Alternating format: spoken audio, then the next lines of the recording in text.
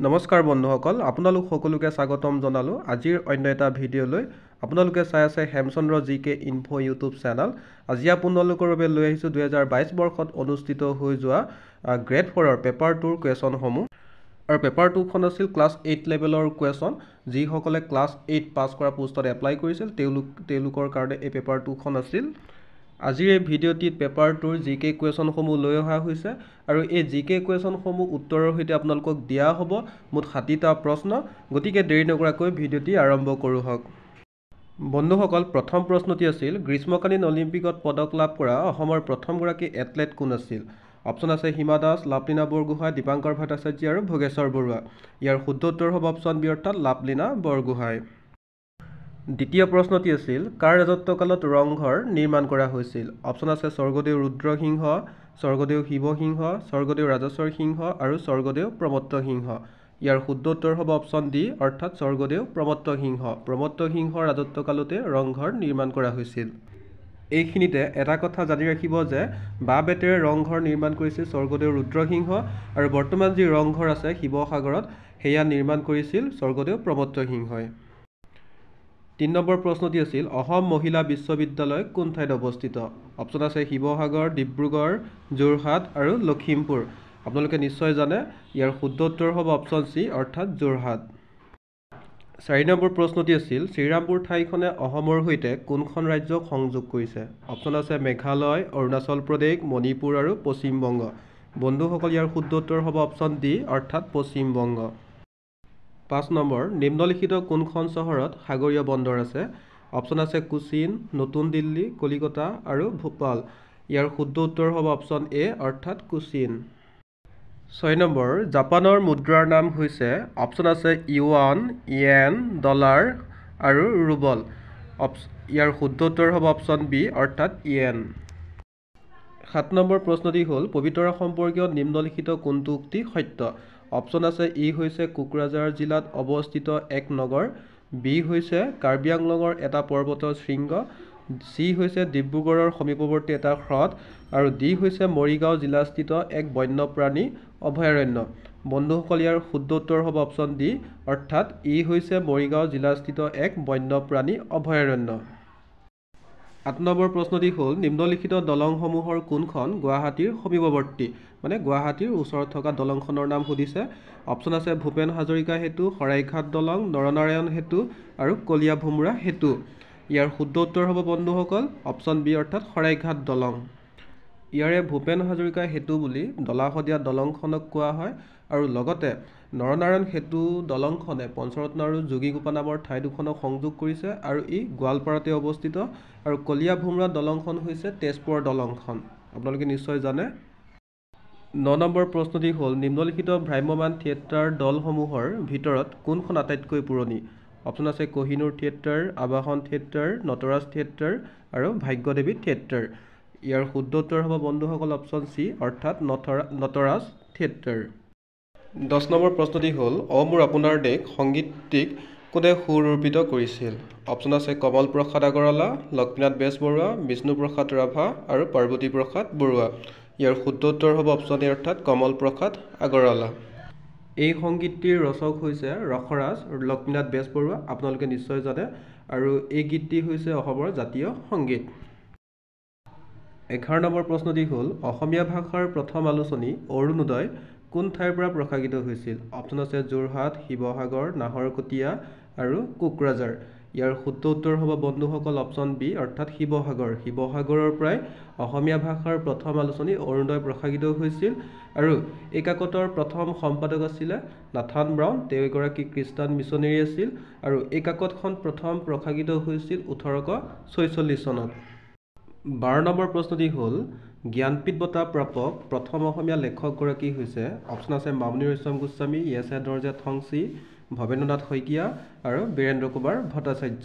ইয়াৰ শুদ্ধ উত্তৰ হৈছে বীৰেন্দ্ৰ কুমাৰ ভট্টাচাৰ্য আৰু বীৰেন্দ্ৰ কুমাৰ ভট্টাচাৰ্যই মৃত্যুঞ্জয় নামৰ উপন্যাসৰ বাবে 1979 চনত এই বঁটা লাভ কৰিছিল আৰু তেখেতে ইয়াৰৈগম নামৰ উপন্যাসৰ বাবেও তেওঁ সাহিত্য অকাডেমী বঁটা লাভ কৰিছিল আৰু দ্বিতীয়গৰাকী জ্ঞানপীঠ বঁটা বিজয়ী অসমীয়া সাহিত্যিক হৈছে মামণি ৰয়ছম গোস্বামী আৰু শেহতীয়াভাৱে জ্ঞানপীঠ বঁটা লাভ কৰিছে অসমীয়া সাহিত্যত, তেওঁ হৈছে নীলমণি ফুকন। 13 নম্বৰ, 1942 চনৰ ভাৰতীয় আন্দোলনত ব্ৰিটিছ পুলিচে কনকলতা আৰু মুকুন্দ কাকতিক গুলীয়াই হত্যা কৰা ঠাইখন হৈছে, অপশ্যন আছে গহপুৰ, তেজপুৰ, ঢেকিয়াজুলি আৰু আহতগুৰি। ইয়াৰ শুদ্ধ উত্তৰ হ'ব অপশ্যন এ অৰ্থাৎ গহপুৰ। 14 নম্বৰ, অসমীয়া ভাষা উন্নতি সভা খালী ঠাই পূৰ কৰিবৰ শুদ্ধ শব্দটো হৈছে, অপশ্যন আছে সাধিনী, বহুমুখী, কৰণ আৰু বিস্তাৰণ। ইয়াৰ শুদ্ধ উত্তৰ আপোনালোকে নিশ্চয় জানে। ইয়াৰ শুদ্ধ উত্তৰ হৈছে অপশ্যন এ অৰ্থাৎ সাধিনী, অসমীয়া ভাষা উন্নতি সাধিনী সভা। আৰু এই সভাখন গঠন কৰা হৈছিল 1888 চনত, আৰু এই সভাৰ মুখপত্ৰ স্বৰূপে এখন আলোচনী প্ৰকাশ কৰা হৈছিল, সেইখন আছিলে জোনাকী, আৰু এই জোনাকী কাকতখন কলিকতাৰ পৰা 1889 চনত প্ৰকাশিত হৈছিল প্ৰথম। আৰু জোনাকী কাকতৰ প্ৰথম সম্পাদক আছিলে চন্দ্ৰকুমাৰ আগৰৱালা। 15 নম্বৰ প্ৰশ্নটি হ'ল, বাল্মীকি ৰামায়ণৰ অসমীয়া অনুবাদিত গ্ৰন্থ সপ্তকাণ্ড ৰামায়ণখন কোনে লিখি উলিয়াইছিল? অপশ্যন আছে ৰাম সৰস্বতী, অনন্ত কন্দলী, মাধৱ কন্দলী আৰু শ্ৰীমন্ত শংকৰদেৱ। ইয়াৰ শুদ্ধ উত্তৰ হৈছে অপশ্যন চি অৰ্থাৎ মাধৱ কন্দলী। মাধৱ কন্দলীয়ে প্ৰথম ৰামায়ণৰ অনুবাদ কৰিছিল, আৰু ভাৰতীয় ভাষাসমূহৰ ভিতৰত প্ৰথম অসমীয়া ভাষাতে প্ৰথম ৰামায়ণ অনুবাদ হৈছিল, আৰু মাধৱ কন্দলীক প্ৰাক শংকৰী যুগৰ শ্ৰেষ্ঠ কবি বুলিও কোৱা যায়। লগতে মাধৱ কন্দলীক মহাপুৰুষ শ্ৰীমন্ত শংকৰদেৱে অপ্ৰমাদী কবি বুলিও আখ্যা দিছিল, আৰু মাধৱ কন্দলীয়ে সপ্তকাণ্ড ৰামায়ণ অনুবাদ কৰিছিল হয়, কিন্তু মাজৰ 5টা কাণ্ডহে পোৱা যায়। পৰৱৰ্তী সময়ত মহাপুৰুষ শংকৰদেৱে উত্তৰাকাণ্ড আৰু মাধৱদেৱে ৰামায়ণ আদিকাণ্ড ৰামায়ণ অনুবাদ কৰি মাধৱ কন্দলীৰ ৰামায়ণখনি সম্পূৰ্ণ কৰি দিছিল। 16 নম্বৰ, অসম ৰাজ্যিক চিৰিয়াখানা আৰু উদ্ভিদ উদ্যানখন ক'ত অৱস্থিত? অপশ্যন আছে তেজপুৰ, কাজিৰঙা, গুৱাহাটী আৰু গোৱালপাৰা। ইয়াৰ শুদ্ধ উত্তৰ হৈছে অপশ্যন চি অৰ্থাৎ গুৱাহাটী। 17 নম্বৰ প্ৰশ্নটি হ'ল, পখিলাৰ জীৱন চক্ৰত নিম্নলিখিত কোনটো অন্তৰ্ভুক্ত নহয়? অপশ্যন আছে পলু, কণী, লেটা আৰু লালুকি। ইয়াৰ শুদ্ধ উত্তৰ হৈছে অপশ্যন ডি অৰ্থাৎ লালুকি। 18 নম্বৰ প্ৰশ্নটি হ'ল, ৰাষ্ট্ৰীয় বোলছবি মহোৎসৱত পূৰ্ণাংগ দৈৰ্ঘ্যৰ বোলছবিৰ শিতানত সৰ্বশ্ৰেষ্ঠ বোলছবিৰ খিতাপ লাভ কৰা প্ৰথম অসমীয়া বোলছবিখন হৈছে, অপশ্যন আছে ভিলেজ ৰকষ্টাৰ, অৰণ্য, হালধীয়া চৰাইয়ে বাও ধান খায়, ডক্টৰ বেজবৰুৱা।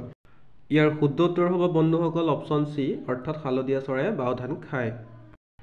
19 নম্বৰ, টোকোলাই চাহ গৱেষণা প্ৰতিষ্ঠানটি অৱস্থিত নগৰখন হৈছে, অপশ্যন আছে ডিব্ৰুগড়, যোৰহাট, শিৱসাগৰ আৰু বিশ্বনাথ চাৰিআলি। ইয়াৰ শুদ্ধ উত্তৰ হ'ব অপশ্যন বি অৰ্থাৎ যোৰহাট। যোৰহাটতে টোকোলাই চাহ গৱেষণা কেন্দ্ৰটি আছে। 20 নম্বৰ, অসমৰ একমাত্ৰ সৈনিক স্কুল থকা ঠাইখন হৈছে, অপশ্যন আছে শিলচৰ, বঙাইগাঁও, তিনিচুকীয়া আৰু গোৱালপাৰা। ইয়াৰ শুদ্ধ উত্তৰ হ'ব অপশ্যন ডি অৰ্থাৎ গোৱালপাৰা। 21 নম্বৰ, নুমলীগড় শোধনাগাৰটি কোনখন জিলাত অৱস্থিত? অপশ্যন আছে গোলাঘাট, যোৰহাট, কাৰ্বি আংলং আৰু নগাঁও। ইয়াৰ শুদ্ধ উত্তৰ হ'ব অপশ্যন এ অৰ্থাৎ গোলাঘাট। 22 নম্বৰ, সৌৰজগতৰ কোনটো গ্ৰহ পৃথিৱী আৰু বৃহস্পতিৰ মাজত অৱস্থান কৰে? অপশ্যন আছে মংগল, শুক্ৰ, শনি আৰু বুধ। ইয়াৰ শুদ্ধ উত্তৰ হ'ব অপশ্যন এ অৰ্থাৎ মংগল। 23 নম্বৰ, কোনগৰাকী ব্যক্তিয়ে ভাৰতৰ জাতীয় পতাকাখনৰ ৰূপাংকন কৰিছিল? অপশ্যন আছে মোহন দাস কৰমচাদ গান্ধী, পিংগলি ভেংকয়া, সৰোজিনী নাইডু আৰু ৰবীন্দ্ৰনাথ ঠাকুৰ। ইয়াৰ শুদ্ধ উত্তৰ হ'ব অপশ্যন বি অৰ্থাৎ পিংগলি ভেংকয়া। 24 নম্বৰ, নেমু আৰু আমলখিত কোনবিধ খাদ্যপ্ৰাণ বিশিষ্ট মাত্ৰাত পোৱা যায়? অপশ্যন আছে vitamin C, vitamin K, vitamin B আৰু ভিটামিন ডি। ইয়াৰ শুদ্ধ উত্তৰ হ'ব অপশ্যন এ অৰ্থাৎ ভিটামিন চি। 25 নম্বৰ প্ৰশ্নটি আছিল, ভাৰতীয় বংশোদ্ভৱৰ প্ৰথমগৰাকী মহিলা মহাকাশচাৰী কোন আছিল? অপশ্যন আছে কিৰণ শ, কিৰণ বেদী, কল্পনা চাওলা, কল্পনা চাক্ৰেনা। ইয়াৰ শুদ্ধ উত্তৰ হ'ব অপশ্যন চি অৰ্থাৎ কল্পনা চাওলা। 26 নম্বৰ, 2022 চনৰ ফ্ৰেঞ্চ অপেন প্ৰতিযোগিতাৰ পুৰুষৰ ছিংগলছ শাখাত কোনে জয়লাভ কৰিছিল? অপশ্যন আছে ৰজাৰ ফেডাৰাৰ, ষ্টেফান চিচিপাছ, নভাক জকভিক আৰু ৰাফেল নাডাল। ইয়াৰ শুদ্ধ উত্তৰ হ'ব অপশ্যন ডি। 27 নম্বৰ, ঝাৰখণ্ডৰ ৰাজধানীৰ নাম কি? অপশ্যন আছে ৰায়পুৰ, ৰাঁচী, ডেৰাডুন আৰু গেংটক। ইয়াৰ শুদ্ধ উত্তৰ হ'ব অপশ্যন বি অৰ্থাৎ ৰাঁচী। 28 নম্বৰ, ভাৰতৰ সোণৰ খনিৰ সৈতে জড়িত ঠাইখন হৈছে, অপশ্যন আছে যাদুগুদা, কোলাৰ, অংকলেশ্বৰ আৰু কালাহাণ্ডি। ইয়াৰ শুদ্ধ উত্তৰ হ'ব অপশ্যন বি অৰ্থাৎ কোলাৰ। 29 নম্বৰ প্ৰশ্নটি আছিল কোন ঠাইত ভাৰতে ইয়াৰ প্ৰথমটো পাৰমাণৱিক আহিলাৰ পৰীক্ষণ কৰিছিল অপশ্যন আছে বালাসুৰ ট্ৰম্বে শ্ৰীহৰিকোটা আৰু পোখৰাণ ইয়াৰ শুদ্ধ উত্তৰ হ'ব অপশ্যন ডি অৰ্থাৎ পোখৰাণ 30 নম্বৰ এখন ক্ৰিকেট পিটছৰ দুই সমূহ উইকেটৰ মাজৰ দূৰত্ব কিমান অপশ্যন আছে 20 গজ 32 গজ 22 গজ আৰু 25 গজ ইয়াৰ শুদ্ধ উত্তৰ হ'ব অপশ্যন চি অৰ্থাৎ 22 গজ 31 নম্বৰ 2022 চনৰ 1 জানুৱাৰী তাৰিখ অনুযায়ী আমেৰিকা যুক্তৰাষ্ট্ৰৰ ৰাষ্ট্ৰপতি কোন অপশ্যন আছে বিল Clinton Barack Obama Donald Trump আৰু জ বাইডেন ইয়াৰ শুদ্ধ উত্তৰ হ'ব অপশ্যন ডি অৰ্থাৎ জ বাইডেন 32 নম্বৰ গ্ৰীচৰ গণিতজ্ঞ পাইথাগোৰাছ কিহৰ বাবে জনাজাত অপশ্যন আছে পৃথিৱী আৰু সূৰ্যৰ মাজৰ দূৰত্ব নিৰ্ধাৰণ পাইৰ মান নিৰ্ধাৰণ সমকোণী ত্ৰিভুজৰ বাহুসমূহৰ দৈৰ্ঘ্যৰ সম্বন্ধ আৰু বৃত্তৰ কালি নিৰ্ধাৰণ ইয়াৰ শুদ্ধ উত্তৰ হ'ব অপশ্যন চি অৰ্থাৎ সমকোণী ত্ৰিভুজৰ বাহুসমূহৰ দৈৰ্ঘ্যৰ সম্বন্ধ 33 নম্বৰ নিম্নলিখিত উৎসৱসমূহৰ কোনটো চলচ্চিত্ৰ উদ্যোগৰ সৈতে জড়িত ইয়াৰ শুদ্ধ উত্তৰ হ'ব বন্ধুসকল অপশ্যন ডি অৰ্থাৎ কান ফেষ্টিভেল 34 নম্বৰ আমাৰ খাদ্যত নিম্নলিখিত কোনবিধৰ অভাৱ হ'লে গইটাৰ ৰোগবিধ হয় ইয়াৰ অপশ্যন আছে কেলছিয়াম আয়োডিন সোডিয়াম আৰু আইৰণ ইয়াৰ শুদ্ধ উত্তৰ হ'ব অপশ্যন বি অৰ্থাৎ আয়োডিন 35 নম্বৰ লতা মংগেশকাৰৰ পিতৃৰ নাম কি আছিল অপশ্যন আছে দীননাথ মংগেশকাৰ হৃদয়নাথ মংগেশকাৰ জিতেন্দ্ৰ আৰু মণিপ্ৰসাদ ইয়াৰ শুদ্ধ উত্তৰ হ'ব অপশ্যন এ অৰ্থাৎ দীননাথ মংগেশকাৰ 36 নম্বৰ পদ্মশ্ৰী বঁটা লাভ কৰা প্ৰথমগৰাকী অসমীয়া মহিলা কবি ও লেখিকা হৈছে ডেছ অপশ্যন আছে চন্দ্ৰপ্ৰভা শইকীয়ানী নলিনীবালা দেৱী মামনি ৰয়ছম গোস্বামী আৰু নিৰ্মল প্ৰভা বৰদলৈ ইয়াৰ শুদ্ধ উত্তৰ হ'ব বন্ধুসকল অপশ্যন বি অৰ্থাৎ নলিনীবালা দেৱী 37 নম্বৰ ভাৰতৰ কোনখন ৰাজ্যৰ পৰা চিপকো আন্দোলনৰ আৰম্ভণি হৈছিল অপশ্যন আছে উত্তৰাখণ্ড হিমাচল প্ৰদেশ হাৰিয়ানা আৰু ছিকিম ইয়াৰ শুদ্ধ উত্তৰ হ'ব বন্ধুসকল অপশ্যন এ উত্তৰাখণ্ড 38 নম্বৰ ভাৰতত সংসদৰ সদস্য হ'বলৈ নিম্নলিখিতসমূহৰ কোনটো চৰ্ত পূৰণ কৰাটো প্ৰয়োজনীয় নহয় অপশ্যন আছে ভাৰতবৰ্ষৰ এজন নাগৰিক হ'ব লাগিব অপশ্যন বি বয়স 25 বছৰৰ কম হ'ব নালাগিব অপশ্যন চি ভাৰতৰ কোনো এক সংসদীয় সমষ্টিৰ ভোটদাতা হ'ব লাগিব আৰু অপশ্যন ডি দশম শ্ৰেণী পৰ্যায়ৰ পৰীক্ষাত উত্তীৰ্ণ হ'ব লাগিব বন্ধুসকল ইয়াৰ শুদ্ধ উত্তৰ অপশ্যন ডি অৰ্থাৎ দশম শ্ৰেণী পৰ্যায়ৰ পৰীক্ষাত উত্তীৰ্ণ হ'ব লাগিব এয়া নহয় 39 নম্বৰ কোনগৰাকী সম্ভ্ৰাটে ভাৰতৰ গ্ৰেণ্ড ট্ৰাংক ৰোড নিৰ্মাণ কৰিছিল অপশ্যন আছে আকবৰ জাহাংগীৰ কুতুবুদ্দিন আইবাক আৰু শ্বেৰশ্বাহ সূৰী ইয়াৰ শুদ্ধ উত্তৰ হ'ব অপশ্যন ডি অৰ্থাৎ শ্বেৰশ্বাহ 40 নম্বৰ ভাৰতীয় সংবিধানৰ অষ্টম অনুসূচীত নিম্নলিখিতসমূহৰ কোনটো অন্তৰ্ভুক্ত নহয় মানে অষ্টম অনুসূচীত কোনটো ভাষা অন্তৰ্ভুক্ত হোৱা নাই তাকে কুৱেশ্যন কৰা হৈছে অপশ্যন আছে চাওতাল বড়ো মৈথিলী আৰু কাৰ্বি ইয়াৰে শুদ্ধ উত্তৰ হ'ব অপশ্যন ডি অৰ্থাৎ কাৰ্বি বাকী ভাষাসমূহ সংবিধানৰ অষ্টম অনুসূচীত অন্তৰ্ভুক্ত কিন্তু কাৰ্বি ভাষা এতিয়ালৈকে সংবিধানৰ অষ্টম অনুসূচীত অন্তৰ্ভুক্ত হোৱা নাই 41 নম্বৰ কোনটো বৰ্ষত arm forces special powers act চমুকৈ কোৱা হয় AFSPA গৃহীত হৈছিল অপশ্যন আছে 1958 1952 1960 1971 ইয়াৰ শুদ্ধ উত্তৰ হ'ব অপশ্যন এ অৰ্থাৎ 1958 42 নম্বৰ ভাৰতীয় সংবিধানৰ কোনটো অনুচ্ছেদে উত্তৰ পূব ভাৰতৰ ৰাজ্যসমূহক বিশেষ মৰ্যাদা প্ৰদান কৰে অপশ্যন আছে অনুচ্ছেদ 14 অনুচ্ছেদ 377 অনুচ্ছেদ 371 আৰু অনুচ্ছেদ 254 ইয়াৰ শুদ্ধ উত্তৰ হ'ব অপশ্যন চি অৰ্থাৎ অনুচ্ছেদ 371 43 নম্বৰ জৱাহৰলাল নেহৰুৱে ডিস্কভাৰী অৱ ইণ্ডিয়া কিতাপখন কোন ঠাইত লিখি উলিয়াইছিল অপশ্যন আছে পুনে চেণ্ট্ৰেল কাৰাগাৰ য়াৰৱাডা কাৰাগাৰ থানে কাৰাগাৰ আৰু আহমেদনগৰ দুৰ্গ ইয়াৰ শুদ্ধ উত্তৰ হ'ব অপশ্যন ডি অৰ্থাৎ আহমেদনগৰ দুৰ্গ 44 নম্বৰ প্ৰশ্নটি আছিল নিম্নলিখিত ঠাইসমূহৰ কোনখনে ইয়াৰ লিচুৰ বাবে GI টেগ লাভ কৰিছে অপশ্যন আছে তেজপুৰ যোৰহাট লখিমপুৰ আৰু শ্বিলং ইয়াৰ শুদ্ধ উত্তৰ হ'ব বন্ধুসকল অপশ্যন এ অৰ্থাৎ তেজপুৰ 45 নম্বৰ নিম্নলিখিত কোনগৰাকী ব্যক্তি ভাৰতীয় শিক্ষা ব্যৱস্থাৰ সংস্কাৰ সাধনৰ বাবে জনাজাত অপশ্যন আছে lord Clive Dalhousie lord Cornwallis lord Mountbatten আৰু লৰ্ড মেকুলে ইয়াৰ শুদ্ধ উত্তৰ হ'ব অপশ্যন ডি অৰ্থাৎ লৰ্ড মেকেলে 46 নম্বৰ প্ৰশ্নটি আছিল অৰুণোদয় নামৰ অসমীয়া আলোচনীখনৰ প্ৰথম সম্পাদক কোন আছিল? অপশ্যন আছে doctor Nathan Brown, Hemchandra Barua, Oliver Cutter আৰু আনন্দৰাম ডেকিয়াল ফুকন। ইয়াৰ শুদ্ধ উত্তৰ হ'ব অপশ্যন এ অৰ্থাৎ doctor Nathan brown. 47 number Assam চৰকাৰৰ ভূমি ৰাজহ সম্পৰ্কীয় সেৱাসমূহৰ সুশৃংখলিতকৰণৰ আঁচনিখনক ডেছ নামেৰে অধিক পৰিচিত? ইয়াৰ অপশ্যন আছে অৰুণোদয়, বসুন্ধৰা, সাৰথী আৰু অৰুন্ধতী। বন্ধুসকল ইয়াৰ শুদ্ধ উত্তৰ হৈছে অপশ্যন বি অৰ্থাৎ বসুন্ধৰা। 48 নম্বৰ প্ৰশ্নটি আছিল শ্ৰীমন্ত শংকৰদেৱে জনপ্ৰিয় কৰি তোলা একাংকিকা নাটকৰ ৰূপটো কি নামেৰে জনাজাত? অপশ্যন আছে অংকীয়া নাট, যক্ষগণ, তমসা আৰু ভ্ৰাম্যমান।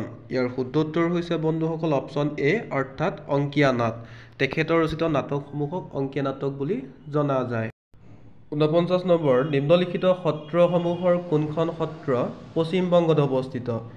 অপশ্যন আছে চমৰীয়া সত্ৰ, বৰদী সত্ৰ, মধুপুৰ সত্ৰ আৰু জকাই সত্ৰ। ইয়াৰ শুদ্ধ উত্তৰ হৈছে বন্ধুসকল অপশ্যন চি অৰ্থাৎ মধুপুৰ সত্ৰ।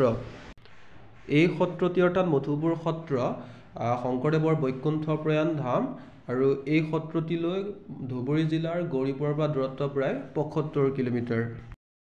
50 নম্বৰ অসম ৰাজ্যত ব্ৰহ্মপুত্ৰ নদীখন কোনটো দিশত বয়? অপশ্যন আছে পূবৰ পৰা পশ্চিমলৈ, পশ্চিমৰ পৰা পূবলৈ, উত্তৰৰ পৰা দক্ষিণলৈ আৰু দক্ষিণৰ পৰা উত্তৰলৈ। এই প্ৰশ্নটিৰ উত্তৰ আপোনালোকে নিশ্চয় জানিব। এই প্ৰশ্নটিৰ উত্তৰ আপোনালোকৰ মাজলৈ এৰি দিছোঁ আৰু আপোনালোকে এই প্ৰশ্নটিৰ উত্তৰ কমেণ্ট কৰি জনাব। 51 নম্বৰ প্ৰশ্নটি আছিল ভাৰতবৰ্ষত মোগল সাম্ৰাজ্যৰ প্ৰতিষ্ঠাতা কোন আছিল?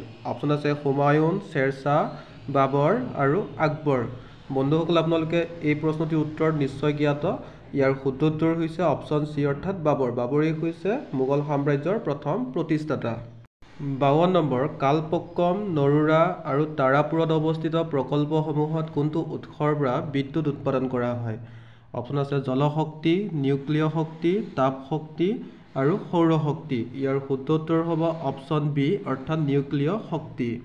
53 নম্বৰ প্ৰশ্নটি আছিল কোনে যোৰহাটক আহোম ৰাজ্যৰ শেহতীয়া ৰাজধানী হিচাপে প্ৰতিষ্ঠা কৰিছিল? অপশ্যন আছে স্বৰ্গদেউ গৌৰীনাথ সিংহ, ৰুদ্ৰসিংহ, শিৱসিংহ আৰু পুৰন্দৰ সিংহ। ইয়াৰ শুদ্ধ উত্তৰ হৈছে অপশ্যন এ অৰ্থাৎ গৌৰীনাথ সিংহ। 54 নম্বৰ প্ৰশ্নটি আছিল কোচ ৰাজ্যৰ সিংহাসনত আৰোহণ কৰাৰ পূৰ্বে ৰজা নৰনাৰায়ণৰ নাম কি আছিল? অপশ্যন আছে নৰসিংহ, বিশ্বজিৎ, শুক্লধ্বজ আৰু মল্লদেৱ। ইয়াৰ শুদ্ধ উত্তৰ হ'ব বন্ধুসকল অপশ্যন ডি অৰ্থাৎ মল্লদেৱ। 55 নম্বৰ নিম্নলিখিত কোনবিধ উদ্ভিদক পৰ্ণপাতী উদ্ভিদৰ উদাহৰণস্বৰূপে গণ্য কৰা নহয়? অপশ্যন আছে শাল গছ, আম গছ, সৰল গছ আৰু শিমলু গছ। ইয়াৰ শুদ্ধ উত্তৰ হৈছে বন্ধুসকল অপশ্যন চি অৰ্থাৎ সৰল গছ। 56 নম্বৰ সাধাৰণতে কোনবিধ অঞ্চলত ঝুম খেতি কৰা হয়? অপশ্যন আছে জলাভূমি, পাহাৰৰ ঢাল, চৰ অঞ্চল আৰু সমতল ভূমি।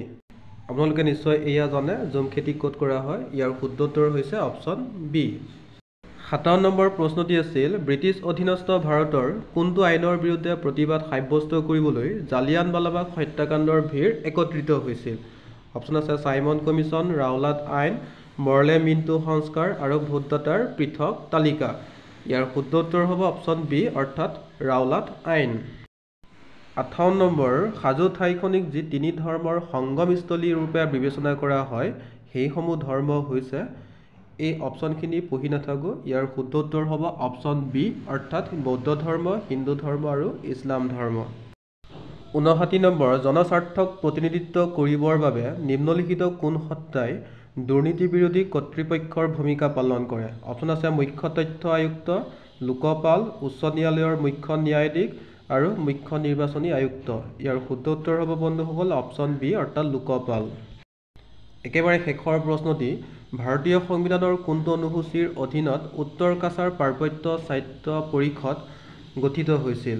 অপশ্যন আছে সপ্তম অনুসূচী, পঞ্চম অনুসূচী, অষ্টম অনুসূচী আৰু ষষ্ঠ অনুসূচী। ইয়াৰ শুদ্ধ উত্তৰ হৈছে বন্ধুসকল অপশ্যন ডি অৰ্থাৎ ষষ্ঠ অনুসূচী। সদৌ আপোনালোক সকলোকে বহুত ধন্যবাদ থাকিল ভিডিঅ'টি শেষলৈকে চোৱাৰ বাবে। আৰু যিসকলে এতিয়ালৈকে মোৰ ইউটিউব চেনেলটি ছাবস্ক্ৰাইব কৰা নাই ছাবস্ক্ৰাইব কৰি ৰাখিব আৰু এই ভিডিঅ'টি লগৰ বন্ধু বান্ধৱীৰ সৈতে শ্বেয়াৰ কৰি দিব যাতে সকলোৱে কুৱেশ্যনসমূহ জানিব পাৰে, সকলোৰে সুবিধা হয়। শেষত পুনৰ আপোনালোক সকলোকে ধন্যবাদ। জয় আই অসম।